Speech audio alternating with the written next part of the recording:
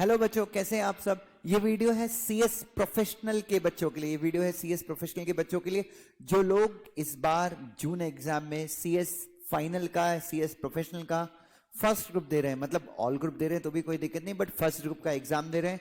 और first group में drafting appearance pleadings या फिर ड्राफ्टिंग प्लीडिंग अपीयरेंस, ये सब्जेक्ट के लिए अपीयर कर रहे हैं। और जैसा कि मैं आप सबको हमेशा बोलता हूं कि अपने ड्राफ्ट जो हैं, जो एग्जाम में ड्राफ्ट आते हैं, लगभग 40 से लेके 55 तक के ड्राफ्ट आते हैं। 40 से 55 मार्क्स तक के ड्राफ्ट आते हैं। या फिर 10-12 मार्क के तो क्वेश्चन ऐसे ही होते हैं कि भाई अगर दो लोगों के बीच में पार्टनरशिप अग्रीमेंट हो रहा है तो बताइए इंपॉर्टेंट क्लॉजेस क्या हैं। जो तो थियोरी आती है वो भी कहीं ना कहीं ड्राफ्टिंग के पेपर से रिलेटेड थियोरी आती है। सो बेसिकली इस वीडियो के माध्यम से मैं आप सबको एक आसान सा ड्राफ्ट करने का फॉर्मेट बता रहा हूं, और ये फॉर्मेट आप किसी भी ड्राफ्ट में यूज कर सकते हैं। काफी आसान सा ड्राफ्ट है, काफी इजी लैंग्वेज में हो जाता है बच्चों। सो प्लीज मेरे साथ देखिए कि यार हम एग्जाम में कोई भी ड्राफ्ट आए, चाहे पार्टनरशिप डीड आए, चाहे एलएलपी की डीड आए, चाहे जॉइंट वेंचर एग्रीमेंट आए, चाहे कोलैबोरेशन अग्रीमेंट आए। हाँ, पावर ऑफ अटर्नी का ड्राफ्ट थोड़ा सा अलग हो जाएगा, वो उसको हटा देंगे। बट मोस्टली जो दो पार्टीज के बीच में अग्रीमेंट है, कॉन्ट्रैक्ट्स हैं, इमूवेबल प्रॉपर्टी से रिलेटेड कन्वेंसेस हैं, तो ये सारी चीजों के ड्राफ्ट आपको कैसे करने हैं इस वीडियो के माध्यम से मैं आपको बताना चाहूंगा। सो बच्चों गौर से देखिएगा, शायद ये वीडियो आपको 10 से 12 मार्क ऐड करवा दे, क्योंकि आप लोग अगर मतलब आईसीएसई की मॉड्यूल में जिस प्रकार के ड्राफ्ट दिए, अगर आप उस तरह के ड्राफ्ट करते हैं तो वो ड्राफ्ट अच्छे हैं, बट वो बहुत टाइम लग जाता है, समझ में नहीं आता। फिर एग्जामिनर भी आपसे एग्जाम में उम्मीद करता है कि आप आसान ड्राफ्ट बनाए जो उसको भी एक बार में समझ में आए। तो चलिए, तो सबसे पहले जब अपन ड्राफ्ट बनाते हैं, जब ड्राफ्ट रेडी करते हैं, तो सबसे पहले अपन डाल देते हैं टाइटल्स। ठीक है, तो ये मैंने हैंड रिटन ड्राफ्ट है, मैंने आप लोगों के लिए हैंड रिटन ड्राफ्ट बनाया। उसके बाद तो अच्छा, ये ड्राफ्ट तो पूरा नहीं है, मैं इसके पहले का ड्राफ्ट ले लेता हूं बच्चों। ये ड्राफ्ट ले लेते हैं। So will take this draft.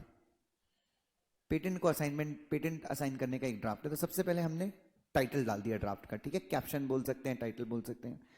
उसके बाद डेट, प्लेस, इसकी जगह मैं खाली रखा हूं। ठीक है, उसके बाद एक पार्टी का नाम, एड्रेस, ऑक्यूपेशन, ये सारी चीजें डाल दी, उसका आधार नंबर। उसके बाद इस पार्टी को आप अग्रीमेंट में क्या बोलेंगे वो बता दिया।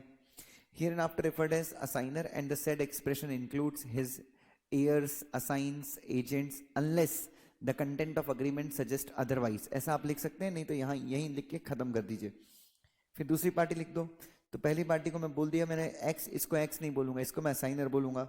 दूसरी पार्टी को मैं क्या बोलूंगा, असाइनी बोलूंगा। ठीक है, उसके बाद नेक्स्ट स्टेप, अब यहां से चालू हो गया रिसाइटल। रिसाइटल में आपको अपने ड्राफ्ट के पर्पस, ड्राफ्ट का जो ऑब्जेक्टिव है, दो पार्टीज कौन है, कैसे मिली, दोनों पार्टीज का एक्सपर्टीज क्या है, ये सब बताएंगे। तो जैसे ये असाइनमेंट ऑफ पेटेंट है, पेटेंट मतलब एक बंदे ने कुछ तो इन्वेंट किया है और वो अपना इन्वेंशन किसी दूसरे को सेल कर रहा है या असाइन कर रहे हैं। ठीक है, तो हमने बताया, तो पहले में हमने बता दिया कि ये जो असाइनर है ये 10 साल से मेडिसिन डिस्कवर करने में लगा हुआ था, टाइप 1 और टाइप 2 डायबिटीज की। फिर हमने दूसरे पॉइंट में बता दिया कि उसकी डिस्कवरी सक्सेसफुल हुई और उसने दवाई ढूंढ ली और उसने अपने पेटेंट को रजिस्टर करा लिया। तीसरे पॉइंट में अपन ने बता दिया कि सेकंड पार्टी कौन है, असाइनी कौन है, मतलब जो साइंटिस्ट है वो अपना पेटेंट किसको असाइन करे। तो तीसरे पॉइंट में हमने बता दिया कि भाई कंपनी है, फार्मास्यूटिकल कंपनी है, और वो सीधे असाइनर के पास चली गई। असाइनर से कहा कि भाई हमको आप अपने इन्वेंशन में हमको राइट दो, पेटेंट दो। और दोनों पार्टीज के बीच में बहुत सारे नेगोशिएशन, डिस्कशन हुए, और डिस्कशन के बाद असाइनर जो है वो अपनी दवाई का फॉर्मूला, अपना पेटेंट देने के लिए तैयार हो गया है, on the terms and conditions as mentioned herein. ठीक है, now this deed witnesses as follows. तो पहला पॉइंट हमने लिख दिया असाइनमेंट ऑफ पेटेंट। दूसरे में लिख दिया पेटेंट असाइनमेंट के बदले असाइनी को क्या, असाइनर को क्या मिलेगा, रॉयल्टी मिलेगी, वन टाइम कितना पेमेंट मिलेगा। तो दूसरे पॉइंट में हमने ये बता दिया। तीसरे पॉइंट में बता दिया, आप सबको पता है बच्चों पेटेंट जो होते हैं वो कंट्री स्पेसिफिक होते हैं। तो इसको हमने ऐसा नहीं बोल सकते थे कि भाई तुम मेरा पेटेंट पूरे वर्ल्ड में यूज करो, इसलिए मैंने क्या बोला कि भाई तुम पूरा हमारा पेटेंट इंडिया में यूज करो, अगर इंडिया के बाहर तुमको यूज करना है तो तुमको अलग से पेटेंट लेना पड़ेगा। उसके बाद इंडेमनिटी। अब बच्चों चूंकि ये दवाई का पेटेंट है, किसका पेटेंट है, दवाई का पेटेंट है, हो सकता है असाइनर की जो दवाई है, असाइनर ने जो फॉर्मूला दिया हुआ है, उस दवाई को खा के कोई मर वर गया तो उसने कंपनी के खिलाफ, असाइनी के खिलाफ केस कर दिया।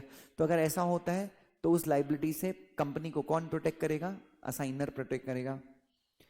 फिर पेटेंट ऑफ एडिशन, अगर असाइनर ने कुछ इंप्रूवमेंट वगैरह किया पेटेंट में, तो वो इंप्रूवमेंट भी इसके साथ क्या करेगा? शेयर करेगा असाइनी के साथ, और उसके लिए कुछ भी एक्स्ट्रा चार्ज नहीं करेगा।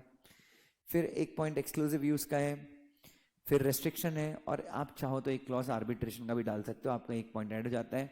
और फिर लास्ट में इन विटनेस वेयर ऑफ, और हमने कहानी खत्म कर दी। ठीक है, सो बच्चों प्लीज आप लोग ऐसे ड्राफ्ट, अगर सिंपल ड्राफ्ट है बच्चों, मैं हमेशा किस में यकीन रखता हूं। व्हाट इज किस? KISS, keep it simple, keep it simple and super. बच्चों जितना सिंपल रहेंगे, जितना आप सिंपल लिखेंगे उतना ही सुपर माना जाएगा बच्चों। ठीक है, सो आप देखेंगे बच्चों ऐसे मैंने बहुत सारे ड्राफ्ट्स लिखवाए हैं, जहां से देखो बच्चों ऊपर से नीचे तक आपको ड्राफ्ट ही ड्राफ्ट दिखेंगे। सो बस मैं यही चाहता हूं कि आप लोग जितने ज्यादा ड्राफ्ट्स हो आप लोग प्रैक्टिस करें, जितनी थियरी हो लिख लिख के प्रैक्टिस करें ड्राफ्टिंग में, आपको काफी ज्यादा हेल्प होगी। Thank you so much, God bless you.